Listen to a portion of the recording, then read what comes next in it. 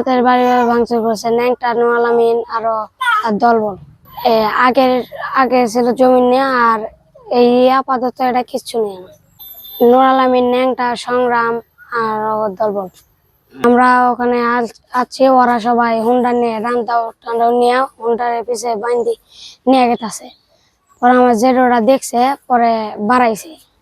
এখন ওরা যাই টান্দাও নিয়ে আঙ্গরে কুবাইছে। পূর্বপুরুষ থেকে আগের সমস্যা ছিল জমিন নিয়ে, কিন্তু যেদিন মারামারিটা হয় এটা জমিনের ব্যাপারে না, অন্য মানে ওই বৌমারা নিয়ে নুরুল আমিন আর উকিল শাহজাহান আসছিল।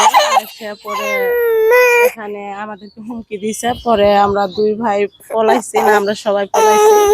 বাড়ি ঘর লুট করে নিয়ে গেছে, ভাঙ্গা ছিঁড়ে থুয়ে গেছে, গাড়িতে আগুন লাগাই থুয়ে গেছে। পরের দিন সকালে আসে এই যে ভাইদেরকে মারছে। বলের তো ওর সাথে কোনো সমস্যা নেই। যে এখানে একটা ওর খুব এত ভাই বউ এখানে গাড়ি দিয়ে অ্যাক্সিডেন্ট হয়েছে। এরা আবার শেরপুর নিয়ে গেছে।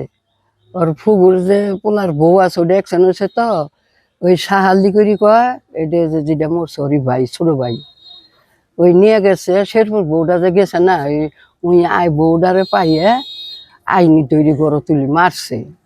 তো মারছে, সবাই ফিরে বের গেছে, ফুবুরা এরা ফিরে বের গেছে, মানে না মারে। বউটা যে বাড়ি খাইয়া তান্দ্রা নাকি পড়ে গেছে, কলে মরছে মরছে মরছে। এই ঘটনা বলে পরে ওই আবার ওই যে ওর পোলারে ডাক দিছে, শাহজাহান উকিল ওরে ডাক দিছে। ওই আবার ওই যে ওগরে ডাক দিয়ে নিয়ে আইয়া ওই দিন তো মারামারি হয় নাই, ওই দিনকে খালি যে বাড়ি ঘর ভাঙ্গা চুরাই রেডি করছে। এগর কথা কিছু বলা যায় না, নুরুল আমিন এটা বলা যায় না, এরা বিশ্ব ডাহাই। এখন 9 কেবিনি মনে করেন, তবু মানুষের কথা কবার পায় না। এখন 9 কেবিনি তাও 2-1 বাড়ি তাইতাছে, এরা থাকলে বাড়িতে আসবেরই পাবো না। দেশের মানুষ কথাই কবার পায় না, তাহলে আপনারাই বুঝবেন।